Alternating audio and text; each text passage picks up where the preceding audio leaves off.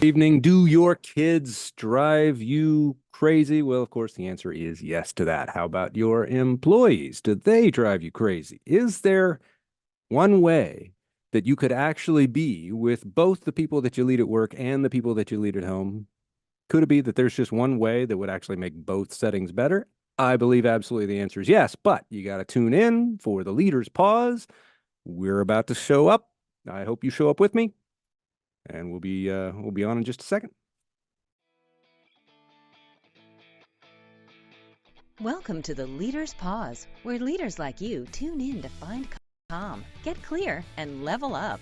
Tune in with best-selling author, speaker, and coach Hal Runkel as he helps you take back your time, your energy, and your decision-making power.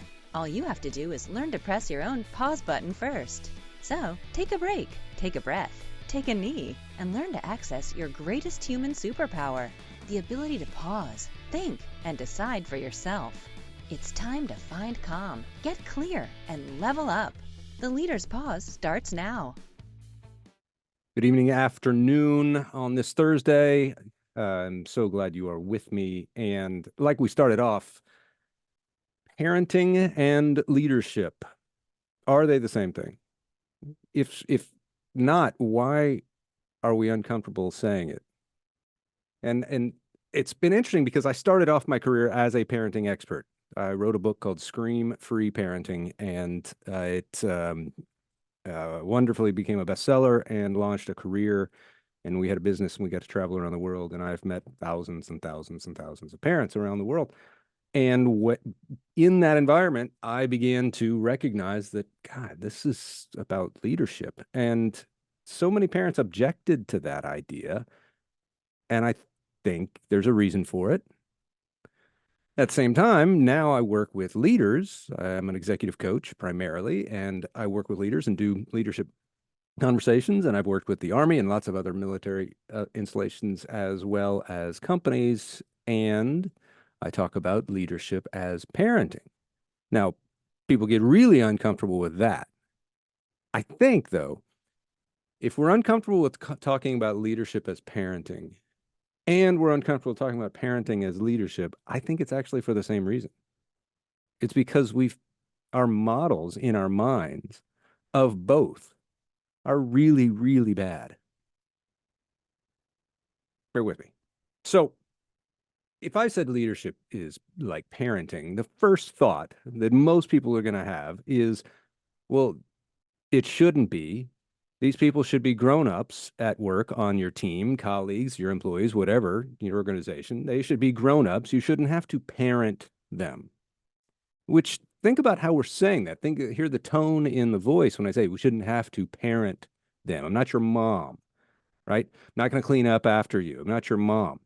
Well, that's a bad mom if you're always cleaning up after your kids. That's not teaching them what they need to, because here's the deal. That's not mom being a leader.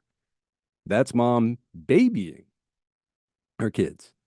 And I think that's what comes to mind. If you say leadership is like parenting, people say, oh, no, it's not, because you're not supposed to baby your employees. You're not supposed to baby your team. You're not supposed to baby your colleagues. Well, from my perspective, as a parenting expert, you're not supposed to baby your kids either.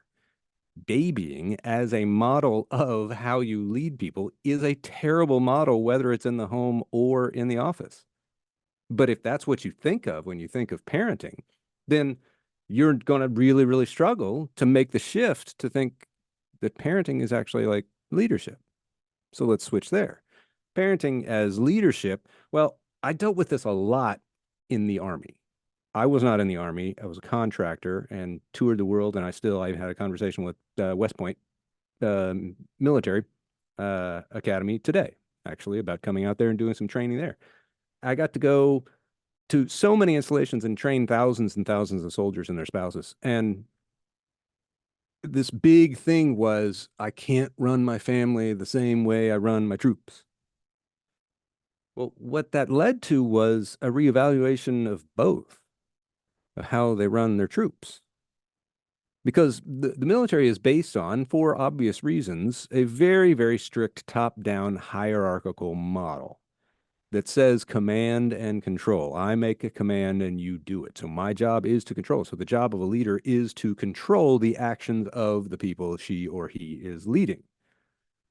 I got to tell you, the military is completely reevaluating that model and trying to move away from it. Stated they have moved away from that because it doesn't create better leaders. And here's one through line that connects leadership and parenting that I believe is so important. We're going to revisit it later in the show as well.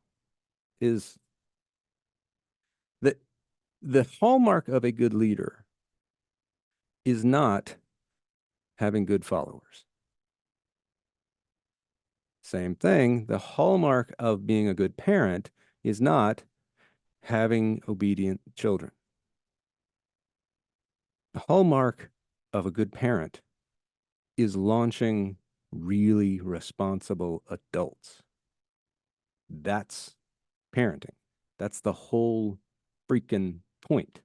It's not to create little beings that are so wonderfully manageable that they don't misbehave, that they don't disobey, they don't embarrass us, and they make us proud by their efforts out in the world. That's bad parenting. That's parenting about you. And it's tempting.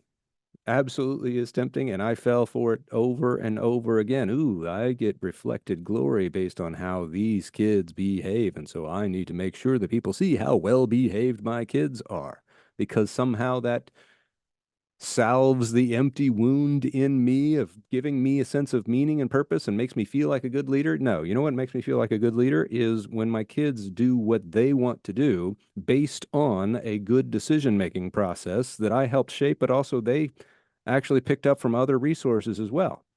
Now that my kids are not kids, they are adults, and I get to watch them. Now I actually even get to learn from them. I get to learn by watching how they process through life. And that is the hallmark of a good leader. And I believe I am one when it comes to parenting, is that you don't have better followers. A good leader creates new leaders. And that's absolutely true at work. And that's a shift. It's a shift in the military, but it's a shift in all, mainly primarily. Well, I don't want to say that. But it's definitely a shift in the American workforce because the American workforce leadership models were so built around the Henry Ford assembly line.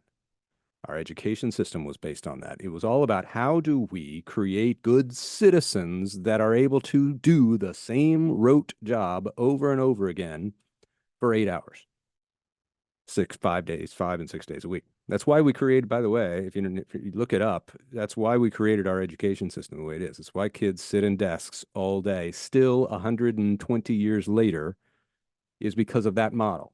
Is we needed assembly line workers, so let's train them from the very beginning to sit and do the same thing.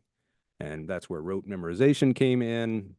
I mean, thankfully, there's been some huge changes, and they need to be, but that's still the primary model of education in this country. It's based on this idea that good leadership creates good followers, and that's what we need. No, what we need are more leaders. People who are willing to step up and take responsibility for whatever happens next. But that means they're willing to take responsibility for their behavior, but not the behavior of anybody else. Hold that thought. We're going to come back to that. Right now, let's reflect again. How about this? What if you led like a good parent at work? What would that look like? What if you parented like a good leader at home? What would that look like? Probably better than the experience you've had with leaders in the workplace and the experience you had in your own home growing up. And because those are really dominating our models because of our memories, it's hard for us to grow in both our leadership at home and at work because our image of what that might look like has been so tainted by bad models of command and control. You just do what I say because you're supposed to follow at work, or My job is to nurture you, nurture you, nurture you, and protect you at all costs. Those are both incomplete, if not totally, I believe, inappropriate models for leading human beings. Just think about it. Parenting. What are we doing?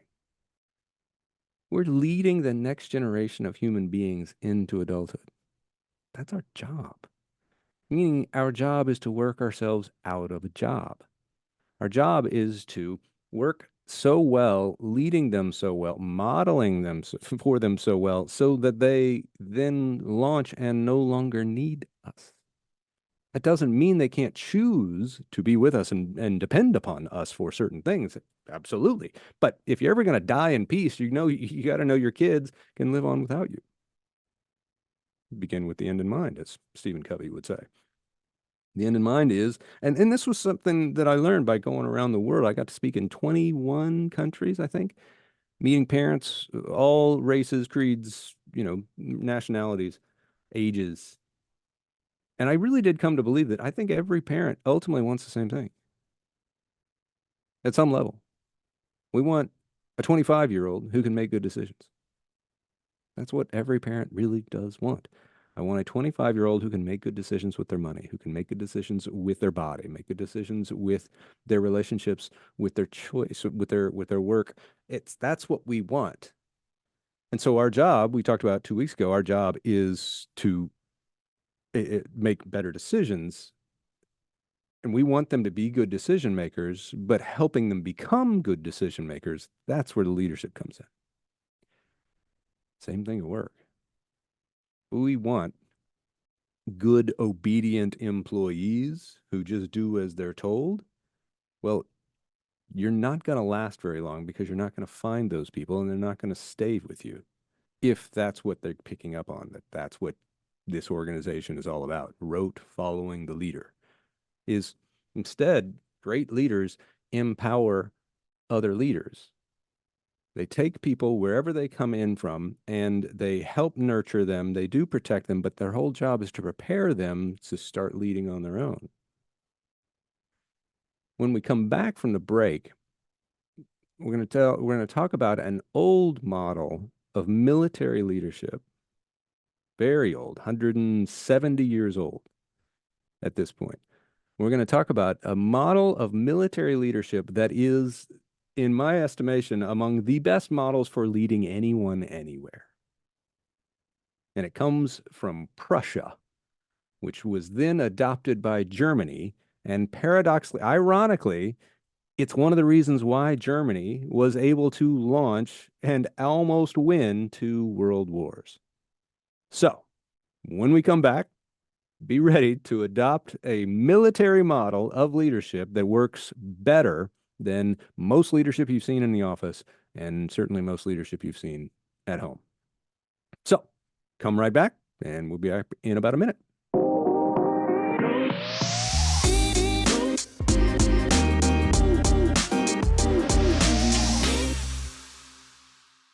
Leaders Pause. I am your host, Hal Runkel, and this is a show where we help leaders of all shapes and sizes, of all walks of life, in all kinds of organizations, from parents to presidents, from executive chefs to chief executives. We help you learn to access your pause button, which is your greatest superpower as a leader, your ability to pause in the midst of chaos and become the calm in the storm. That is your greatest power as a leader. There's lots of different ways to exercise it, but this show is designed as a pause, taking 30 minutes out of your crazy week, but also to help you learn to pause. And then what do you do with it? What are the best ways to spend that pause so that you can make better decisions? And that's the reason why we need to do it, is because accessing the pause, your pause button, while everybody else is trying to push your panic buttons, you're pushing your pause button. And when you can do that, it gives your brain a chance. Doesn't guarantee it, but it gives your brain a chance to take from your greatest, highest principles rather than reacting out of your fears or anxieties. That's why the pause is so important. And that's why we voted. We're here to find calm, get clarity on things, and level up your leadership. And what we're talking about today is the relationship between leading at home and leading at work. I remember when I first started teaching relationship and leadership principles in the U.S. Army, went over to Germany, where that was this where all the people coming back, all the service members coming back from Iraq and Afghanistan would then first make a stop in Germany. And the big problem, and this is one of the reasons why they brought us in, was to help with that transition back to home life. And it was sad where it was that this is like 2008, probably 2009. It was a PowerPoint presentation, and basically the message was what made you a hero on the battlefield will make you a zero at home. So already it's saying you've got to bifurcate yourself. And so your leadership out there can't be the same as your leadership at home. And what we helped do was say, how about we do the exact opposite of that? How about we find a way of being a leader that works both ways? Because the reality is, you had to keep your head in the midst of the chaos in order to be an effective leader in combat. You had to. I remember working with radio operators, and they had to train themselves to keep their tone of voice calm in the midst of a firefight because their transmission of the information was so necessary and they needed to be so precise. So they had to learn breathing techniques. They had to learn to settle down, pause themselves. Well, guess what? Same thing you need when you're in the grocery store and you've got a 3-year-old who's pulling everything off the aisle. Can you be calm in that storm? Because here's the reality. No matter where you're influencing others, home or the office, place of worship, your kid's t-ball team, when you're in that position of leading anybody, they are constantly looking at us for direction as to how to be. And it is incredible the power of a leader who is both calm and present. Because when you are calm and present, you become a calming presence. It's the simple thing. A 2-year-old is taking the sippy cup and shoving it in your face, and and you're like, use your words. I want more water. Okay. That's an amazing moment that could have gone so badly had you gotten reactive to the fine, give it to me and do it for them. Missed an opportunity for them to learn to exercise their voice in order to ask for what they want. But also, they just learned that guess what? I can push mom's button, all I got to do, or I can push dad's button, all I got to do is put a sippy cup in his face. He'll do it for me. That's what led to our bad understandings of leadership and why we don't like thinking about leadership as parenting or parenting as leadership. I was struck by a question. So I learned this and we started working. We got invited all over the world. It was such an amazing privilege and honor. But I loved one visit in particular. I got to go to the War College. It's in Pennsylvania, and called the Army War College. And I was struck by this one question. I'm a history kind of nerd, and I was like, okay, how in the world, like in World War II, how in the world did the Germans almost take over the entirety of Europe and defeat the Allies when they had like 5 times less the amount of soldiers, like 10 times less the amount of planes and artillery? How in the world were they able to do that? Well, the answer surprised me. They learned from Russia, which was northeastern Europe, right next to Russia in the 19th century. And there was a model that came out, and it was called, it may have been German, it was called Auftragstaktik, and it means mission command. And it was a direct contrast to command and control. Command and control is total hierarchy. You don't do anything unless I tell you to. And that's how the Allies operated, and it's how a lot of the Army still operates, despite their best efforts. When the Allies landed, or when Germans started their blitzkrieg across Europe, they exercised something totally different. It was called mission command, which says, I'm not going to try and control you because I can't. You're a human being, an autonomous human being with a decision-making center right between your ears. We want to access that decision-making center. We don't want to shut it down. So what they would do is say, hey, we need you to take Cherbourg by the evening or by 2 nights from now. Let us know how you end up doing it. If their commands were longer than a page, they got thrown out. Contrast that when the Allies landed in Northern Africa, every U.S. soldier, every Canadian and British, they were handed a Sears Roebuck catalog sized thing that basically said when to go to the bathroom. You're not autonomous. You're a drone, and we're here to control you. Get that through your head now. And that's the only way we're going to do it. Well, meaning the only way we ended up doing it is because we had more, more, and more. And the Germans did so much more with less. Now, for horrible reasons, obviously, but that doesn't discount the methodology. And so the Army has actually officially adopted mission command, Auftragstaktik, as their leadership philosophy. And it is this idea that our job is to create leaders. And in the midst of combat, or in the midst of a huge engineering project, or in the building project, construction thing, that's the time to learn. So we're going to empower them to learn. Doesn't that sound like great parenting too? Like, hey, we need to go into this store. Last time I carried you in the parking lot, and you're a 3-year-old. This time, guess what? We're going to take 10 steps holding hands in the parking lot. Now, is the parking lot dangerous? Of course. Could you say, you know what? No, my job is to keep them safe no matter what. I need to protect them and do everything for them as long as possible. So I'm never going to train them. Do you want them to be able to walk across the street? Do you want them to be able to function, manage themselves? A good test for parenting was each of my kids did a study abroad semester in Italy and traveled all across Europe. There are so many things I'm so glad I didn't hear in those adventures in real time because it would have freaked me out, or at least tempted me to freak out. Heard when we went to go visit them around Thanksgiving of each time they were there, heard stories about, hey, there's the park bench in Pisa next to the airport where I slept because I missed my flight. I'm glad I didn't know about that one. And hey, there's the Ponte Vecchio, the bridge across in Florence, and that's where I was late. I got in late, and I was by myself grocery shopping, and this nice man helped me. But watching them grow, they were different people in 2.5 months. Watching them do that on their own, 2.5 people. And I've heard that from so many parents who their whole mission was to launch them to do things on their own. And that's the mission at work too.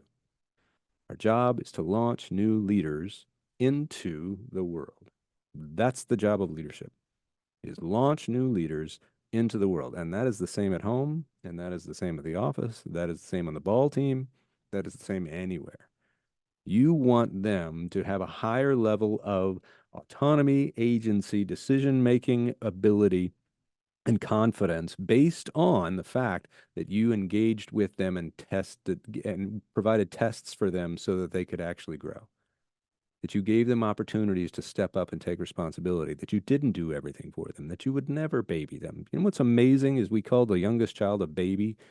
That's the baby of the family. There's an actual research project out there that asked parents to estimate the height of their youngest child, and without looking at a picture or thing and looking at them directly, and they always underestimated their height, always by like 2 inches, because in their minds they're still baby, baby, as opposed to no, this is an adult, and that really messes with people when you say this. We're not raising kids. It's one of the dumbest phrases we ever ended up using in the English language, raising kids. I already had kids. A goat farmer's not raising kids. Corn farmer's not raising niblets. What are they raising? Corn. Goat farmer's raising goats. What are we raising? Adults. And that's in the office or at home.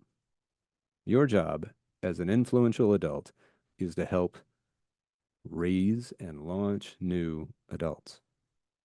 And that is the measure of a leader, regardless of where they're at. Well, that is our show. I hope you have found it helpful. I love preparing for these because it reinforces what I need to do as a leader in my own company and in my own home life. You can always reach me, Hal at halrunkel.com. And I like it when people reach out, and some of you have reached out and asked to be a guest on the show. We're going to start doing that in a little bit. But this is Hal Runkel. This has been Leader's Pause, and I am signing off until next time. You have been listening to The Leader's Pause with Hal Runkel, the show that helps leaders like you find calm, get clear, and level up. Tune in every first and third Thursday at 3 p.m. Pacific, 6 p.m. Eastern on Transformation Talk Radio to access your greatest superpower, the ability to pause, think, and decide for yourself. Book a conversation with Hal today. Visit halrunkel.com.